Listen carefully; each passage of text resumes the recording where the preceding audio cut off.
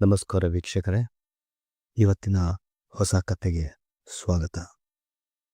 ಆರೈಕೆ ಮಾಡಲು ಬಂದ ನರ್ಸನ್ನ ತನ್ನ ಬುಟ್ಟಿಗೆ ಹಾಕ್ಕೊಂಡ ತಾತನ ಕಥೆ ಇದು. ಎಂಜಾಯ್ ಮಾಡಿ ಹಾಗೂ ವಿಡಿಯೋನ ಲೈಕ್ ಮಾಡಿ ಮತ್ತು ಚಾನೆಲನ್ನು ಸಬ್ಸ್ಕ್ರೈಬ್ ಮಾಡೋದನ್ನು ಮರಿಬೇಡಿ. ಬನ್ನಿ ಕತೆ ಶುರು ಮಾಡೋಣ. ನಮ್ಮ ಹುಡುಗಿ ನಿಮಗೋಸ್ಕರ ಅಂತ ಕಥೆಯನ್ನು ಹೇಳೋಕೆ ತಯಾರಾಗಿದ್ದಾಳೆ. ನನ್ನ ಹೆಸರು ರಾಜೀವ. ವಯಸ್ಸು 62. ಇಷ್ಟು ವರ್ಷ ಬದುಕಿರ್ತೀನಿ ಅಂತ ನಾನು ಅಂದುಕೊಂಡಿರಲಿಲ್ಲ. ಯಾಕೆಂದರೆ ನನ್ನ ಜೀವನ ಶೈಲಿ ಆ ರೀತಿ ಇತ್ತು. ಜಾಸ್ತಿ ಬಿಡಿಸಿ ಹೇಳಲ್ಲ, ನಿಮ್ಮ ಕಲ್ಪನೆಗೆ ಅದನ್ನೆಲ್ಲ ಬಿಡುತ್ತೇನೆ. ನನಗೆ 62 ವರ್ಷ ಆದ ಕೂಡಲೇ ಸ್ಟ್ರೋಕು ಬಂದು ನನ್ನ ಎಡಭಾಗ ಬಲವನ್ನೇ ಕಳೆದುಕೊಂಡಿತು. ನನ್ನ 2 ಗಂಡು ಮಕ್ಕಳು ಮತ್ತು ನನ್ನ 2 ಸೊಸೆಯಂದಿರಿಗೆ ನನ್ನ ಆರೈಕೆ ಮಾಡುವುದೆಂದರೆ ಅಷ್ಟಕ್ಕಷ್ಟೇ. ನನ್ನ ಹೆಂಡತಿಯೇ ನನ್ನೆಲ್ಲಾ ಕೆಲಸಗಳನ್ನು ಮಾಡುತ್ತಿದ್ದಳು. ಪಾಪ, ಅವಳಿಗೂ ಕಷ್ಟ ಆಗ್ತಾ ಇತ್ತು. ಅದಕ್ಕೆ ಓರ್ವ ನರ್ಸನ್ನು ಕರೆಸಿಕೊಳ್ಳೋಣ ಎಂದು ನಿರ್ಧಾರ ಮಾಡಿದೆ. ಹಣಕಾಸಿಗೆ ಮಕ್ಕಳ ಮುಂದೆ ಅಂಗಲಾಚುವ ಪರಿಸ್ಥಿತಿ ನನಗಿರಲಿಲ್ಲ. ಒಂದು ಕಾಲದಲ್ಲಿ ನಾನೊಬ್ಬ ಸಫಲ ಬಟ್ಟೆ ವ್ಯಾಪಾರಿ. ಬೇಕಾದಷ್ಟು ಮಾಡಿಟ್ಟಿದ್ದೀನಿ. ಅದೆಲ್ಲ ಬಿಡಿ. ನಾನು ಹೇಳೋಕೆ ಬಯಸಿರೋರು ನನ್ನ ನರ್ಸು ಕಾಂತಿ ಬಗ್ಗೆ. ನನ್ನ ಪರಿಚಯದ ಸ್ನೇಹಿತನಿಗೆ ಒಂದೊಳ್ಳೆ ನರ್ಸು ಇದ್ರೆ ನೋಡಯ್ಯ ಅಂತ ಹೇಳಿದ್ದೆ. 4 ದಿನದಲ್ಲಿ ನಂಗೆ ಆತ ತಿರುಗಿ ಫೋನ್ ಮಾಡಿದ. ರಾಜೀವ, ಒಂದೊಳ್ಳೆ ನರ್ಸು ಸಿಕ್ಕಿದಾಳೆ ಕಣಯ್ಯ, ನಾಳೆನೇ ಬರ್ತಾಳೆ. ಹೆಸರು ಕಾಂತಿ ಅಂತ ಎಂದು ಆತ ಹೇಳಿದ. ಆತ ಹೇಳಿದಂತೆ ಮರುದಿನವೇ ಆಕೆ ಮನೆಗೆ ಬಂದಳು. ಮೊದಲ ಬಾರಿ ಅವಳನ್ನು ನೋಡಿದಾಗ ನನ್ನ ಮನದೊಳಗೆ ಸಮುದ್ರದ ಅಲೆ ವೇಗವಾಗಿ ಬಂದು ಬಡಿದಂತಾಯ್ತು. ದಟ್ಟ ಹಸಿರು ಚೂಡಿದಾರ ಟಾಪಿಗೆ ಟೈಟಾದ ಚರ್ಮ ಬಣ್ಣದ ಪ್ಯಾಂಟು ತೊಟ್ಟಿದ್ದಳು. ಒಂದು ಕ್ಷಣ ನೋಡಿದಾಗ ಆಕೆ ಕೆಳಗಡೆ ಏನನ್ನೂ ಹಾಕಿಲ್ಲ ಅನ್ನುವಂತೆ ಭಾಸವಾಯಿತು. ಆಕೆ ಹತ್ತಿರ ಬಂದಾಗಲೇ ಅದು ನನ್ನ ಕಣ್ಣಿಗೆ ಗೋಚರವಾಗಿದ್ದು. ಚಿಂತಿಸಬೇಡಿ, ನೀವು ಆದಷ್ಟು ಬೇಗ ಗುಣ ಆಗ್ತೀರಾ ಎಂದು ಆಕೆ ಹೇಳುವಾಗ ನನ್ನ ಕಣ್ಣುಗಳು ಆಕೆಯ ತೊಡೆಗಳ ಮೇಲೆಯೇ ಇತ್ತು. ತಲೆ ಎತ್ತಿ ಆಕೆಯ ಮುಖ ನೋಡಿದಾಗ ನನ್ನನ್ನೇ ನೋಡುತ್ತಾ ನಗುತ್ತಾ ನಿಂತಿದ್ದಳು. ನಂತರ ಹೊರಗೆ ಹೋಗಿ ನನ್ನ ಮನೆಯವರ ಜೊತೆ ಏನೋ ಮಾತಾಡುತ್ತಿದ್ದಳು. ಸ್ವಲ್ಪ ಹೊತ್ತಿನಲ್ಲಿ ನನ್ನ ದೊಡ್ಡ ಮಗ ನನ್ನ ಬಳಿ ಬಂದ. ಅವಳು ಬೆಳಿಗ್ಗೆ 9 ಗಂಟೆಯಿಂದ ಸಂಜೆ 7 ಗಂಟೆವರೆಗೂ ಇರುತ್ತಾಳಂತೆ. ನಂತರ ಆಕೆಯ ಮನೆಗೆ ಹೋಗ್ತಾಳೆ ಎಂದು ಹೇಳಿದ. ನಾನು ಕೂಡ ಒಪ್ಪಿಕೊಂಡೆ. ಮರುದಿನ ಕಾಂತಿ ನರ್ಸುಗಳು ತೊಡುವ ಬಿಳಿ ಸೀರೆಯಲ್ಲೇ ಬಂದಳು. ಆ ಸೀರೆಯಂತೂ ಅವಳ ಸೌಂದರ್ಯವನ್ನು ಮುಚ್ಚುವುದಕ್ಕಿಂತಲೂ ಹೆಚ್ಚಾಗಿ ಇನ್ನೂ ಎದ್ದು ತೋರಿಸುತ್ತಿತ್ತು. ಅವಳನ್ನು ನೋಡುತ್ತಲೇ ನನ್ನ ಯೌವನವು ಜಾಗೃತವಾಯಿತು. ನನ್ನ ಕೋಣೆ ಎಲ್ಲ ಆಕೆ ಹಾಕಿದ್ದ ಸೆಂಟಿನ ಪರಿಮಳವೇ ಆವರಿಸಿತು. ಹೀಗೆ 2 ವಾರಗಳು ಕಳೆದವು. ಪ್ರತಿದಿನ ತಿಂಡಿ ಆದ ನಂತರ ನನ್ನನ್ನು ಹಾಸಿಗೆಯಿಂದ ಎದ್ದೇಳಿಸಿ ಕಾಲನ್ನು ಊರಿ ನಿಲ್ಲಲು ನನ್ನ ಬಲಕೈಯನ್ನು ಅವಳ ಹೆಗಲ ಮೇಲೆ ಇರಿಸಿ ಸಹಾಯ ಮಾಡುತ್ತಿದ್ದಳು. ಅದಂತೂ ನನಗೆ ಅತ್ಯದ್ಭುತ ಕ್ಷಣವಾಗಿತ್ತು. ನಂತರ ಸಂಜೆ ಹೋಗುವ ಮುನ್ನ ಆಕೆಗೆ ಬಾತ್ರೂಮಿಗೆ ವೀಲ್ ಚೇರಲ್ಲಿ ಕೂರಿಸಿ ನನ್ನ ಸ್ನಾನ ಮಾಡಿಸಿ ತನ್ನ ಮನೆಗೆ ಹೋಗುತ್ತಿದ್ದಳು. ಬೆಳಿಗ್ಗೆ ನನ್ನ 2 ಗಂಡು ಮಕ್ಕಳು ಆಫೀಸಿಗೆ ಹೋಗುವ ಮುಂಚೆಯೇ ಆಕೆ ಮನೆಗೆ ಬರುತ್ತಿದ್ದಳು. ಅವರಿಬ್ಬರಿಗೂ ಆಕೆಯ ಸೌಂದರ್ಯ ತಲೆಕೆಡಿಸಿ ಆಕೆಯನ್ನೇ ತಿನ್ನುವಂತೆ ನೋಡುತ್ತಿದ್ದರಂತೆ. ಈ ವಿಷಯದ ಬಗ್ಗೆ ಒಂದು ರಾತ್ರಿ ಸೊಸೆಯಂದಿರು ಜಗಳ ಕೂಡ ಮಾಡಿದ್ದರು. ನನಗಂತೂ ಕಾಂತಿಯನ್ನು ನೋಡಿ ಜೀವನದಲ್ಲಿ ಹೊಸ ಉತ್ಸಾಹ ಬಂದಿತ್ತು. ನನ್ನ ಆರೋಗ್ಯದಲ್ಲಿ ಸುಧಾರಣೆಯೂ ಕಂಡುಬಂತು. ನನ್ನ ಕಾಲಿಗೆ ಸಾಕಷ್ಟು ಬಲ ಬಂತು. ಇದರಿಂದ ನಿಲ್ಲುವಾಗ ಕಾಂತಿ ಮೇಲೆ ಭಾರ ಹಾಕುತ್ತಿದ್ದದ್ದು ಕಡಿಮೆ ಆಯಿತು.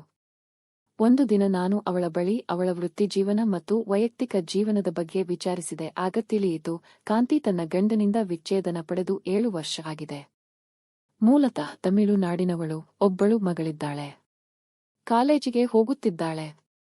ಇಷ್ಟು ದೊಡ್ಡ ಮಗಳಿದ್ದಾಳೆಂದರೆ ಕಾಂತಿಯ ವಯಸ್ಸಿನ ಬಗ್ಗೆ ಅನುಮಾನ ಶುರುವಾಯಿತು. ನಾನು ಬಹುಶಃ 30-35 ಎಂದು ಅಂದುಕೊಂಡೆ. ಆದರೆ ಆಕೆಗೆ ಈಗ 43 ವರ್ಷ ಎಂದು ಆಕೆಯ ಬಾಯಿಂದಲೇ ಕೇಳಿ ಆಶ್ಚರ್ಯವಾಯಿತು. ಅವಳ ದೇಹದ ಯೌವನ ಇನ್ನೂ ಬಾಡಿರಲಿಲ್ಲ. ಅವಳ ನಗು, ವಯ್ಯಾರ ಯಾವ ಮುದಿ ಗೂಬೆಗೂ ಉಷ್ಣ ಏರಿಸುವಂತದ್ದಾಗಿತ್ತು. ಒಂದು ದಿನ ಬೆಳಿಗ್ಗೆ ತಿಂಡಿ ನಾನು ಬೆಡ್ಡಿನ ಮೇಲೆ ಕೂತು ಪೇಪರ್ ಓದುತ್ತಾ ಇದ್ದೆ.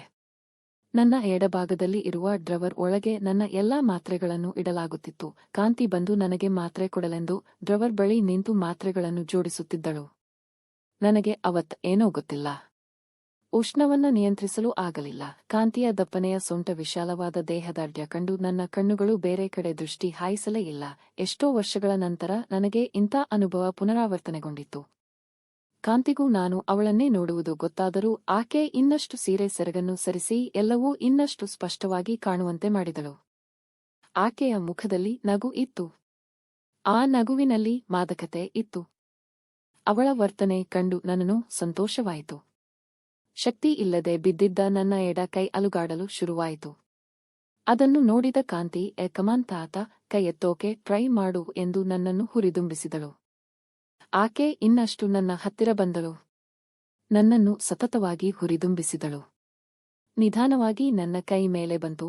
ಆಕೆಯ ಸೊಂಟದ ಮೇಲೆ ಕೈ ಇಟ್ಟು ಸಿಕ್ಕಿದ್ದೆ ಸುವರ್ಣ ಅವಕಾಶ ಎಂದು ಜೋರಾಗಿ ಹಿಂಡಿದೆ. ಕಾಂತಿ ಆನಂದದಿಂದ ರೋದಿಸಿದಳು. ವಾ ತಾತ, ದೊಡ್ಡ ತುಂಟ ನೀನು. ನೋಡಿದ್ಯಾ, ನಿನ್ನ ಯೌವನ ಜಾಗೃತವಾಗಿ ನಿನ್ನ ಕಾಯಿಲೆಯನ್ನು ವಾಸಿ ಮಾಡಿತು. ನಾನಂತೂ ಇಷ್ಟು ಬೇಗ ವಾಸಿ ಆದ ಪೇಷಂಟುಗಳನ್ನು ನೋಡಿಯೇ ಇರಲಿಲ್ಲ ಎಂದು ಕಾಂತಿ ಖುಷಿಯಿಂದ ಹೇಳಿದಳು. ಇದೆಲ್ಲ ನೀನಿಂದಲೇ ಕಾಂತಿ.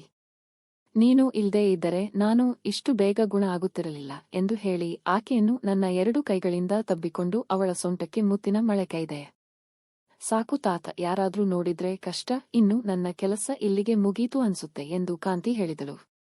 ಹಾಗಾದ್ರೆ ನಾಳೆಯಿಂದ ಬರುವುದಿಲ್ಲವೇ ನೀನು? ಹಾಗೆ ಮಾತ್ರ ಮಾಡಬೇಡ ಕಾಂತಿ. ನಿನ್ನನ್ನು ನೋಡದೆ ನನ್ನ ದಿನ ಕಳೆಯದು. ಪ್ಲೀಸ್ ಬೇಡ ಅನ್ನಬೇಡ ಎಂದು ನಾನು ಬೇಡಿಕೊಂಡೆ. ಸರಿ, ಹಾಗಾದ್ರೆ ನಿಂಗೆ ಬೇಕಾದ್ರೆ ನಾನು ಇನ್ನೂ ಒಳ್ಳೆ ರೀತಿಯಲ್ಲೂ ನಿನ್ನ ಸೇವೆ ಮಾಡಬಲ್ಲೆ. ಆದರೆ ಚಾರ್ಜು ಸ್ವಲ್ಪ ಜಾಸ್ತಿ ಆಗುತ್ತೆ ಎಂದು ಆಕೆ ನನ್ನ ಕಿವಿ ಬಳಿ ಬಂದು ಪಿಸುಗುಟ್ಟಿದಾಗ ಆಕೆ ಯಾವುದರ ಬಗ್ಗೆ ಮಾತಾಡುತ್ತಿದ್ದಾಳೆ ಎಂದು ನನಗೆ ಅರ್ಥವಾಯಿತು. ನಿಮಗೂ ಕೂಡ ಅರ್ಥ ಆಯಿತು ಅಂತ ನಾನು ಅಂದುಕೊಂಡಿದ್ದೇನೆ. ಹಣದ ಚಿಂತೆ ಇಲ್ಲ ಕಾಂತಿ. ನಂಗೆ ನೀನು ಬೇಕು. ನಿನ್ನ ತುಂಬಿ ತುಳುಕುತ್ತಿರುವ ಸೌಂದರ್ಯದ ರುಚಿ ನೋಡಬೇಕು ಎಂದು ಕಾಮಾತುರನಾಗಿ ನಾನು ಹೇಳಿದೆ. ಮರುದಿನವೇ ಕಾಂತಿಯ ಸ್ಪೆಷಲ್ ಸರ್ವಿಸ್ ಶುರುವಾಯಿತು. ಜೀವನದ ಕೊನೆಗಾಲದಲ್ಲಿ ಇಂತಹ ಸುಖ ಅನುಭವಿಸಿ ಜೀವನ ಸಾರ್ಥಕ ಎಂದು ಅನಿಸಿತು. ಕತೆ ಇಲ್ಲಿಗೆ ಮುಕ್ತಾಯಗೊಳ್ಳಲಿದೆ. ದಯವಿಟ್ಟು ಕಮೆಂಟ್ ಮಾಡಿ, ವಿಡಿಯೋನ ಲೈಕ್ ಮಾಡಿ ಹಾಗೂ ಚಾನಲನ್ನು ಸಬ್ಸ್ಕ್ರೈಬ್ ಮಾಡಿ. ಮುಂದಿನ ವಿಡಿಯೋದಲ್ಲಿ ಸಿಗೋಣ. ಧನ್ಯವಾದಗಳು ವೀಕ್ಷಕರೇ. ಓದುವುದರಿಂದ ಹಾಗೂ ಧ್ವನಿ ಮುದ್ರಣಗಳನ್ನು ಕೇಳುವುದರಿಂದ ಮೆದುಳಿಗೆ ಒಳ್ಳೆಯ ಲಾಭವಿದೆ. ನಾವು ದೃಶ್ಯ ಮಾಧ್ಯಮ ನೋಡುವುದಕ್ಕಿಂತಲೂ ಹೆಚ್ಚಾಗಿ ಓದುವುದು ಮತ್ತು ಆಡಿಯೋ ಬುಕ್ಕುಗಳನ್ನು ಕೇಳುವುದರಿಂದ ನಮ್ಮ ಮೆದುಳಿನ ಕಲ್ಪನಾ ಶಕ್ತಿಯು ಹೆಚ್ಚಾಗಿ ಮೆದುಳಿನ ಸಾಮರ್ಥ್ಯ ಹೆಚ್ಚಿ ಅದರ ಆರೋಗ್ಯ ಸ್ಥಿತಿ ಕೂಡ ಉತ್ತಮವಾಗಿರುತ್ತದೆ. ಇದು ಡಿಪ್ರೆಷನ್ನಿಂದ ಹೊರಗೆ ಬರುವ ಮಾರ್ಗವೂ ಆಗಿದೆ. ಹಾಗಾಗಿ ಓದುವ ಹವ್ಯಾಸವನ್ನು ಯಾವತ್ತಿಗೂ ನಿಲ್ಲಿಸಬೇಡಿ. ಧನ್ಯವಾದಗಳು.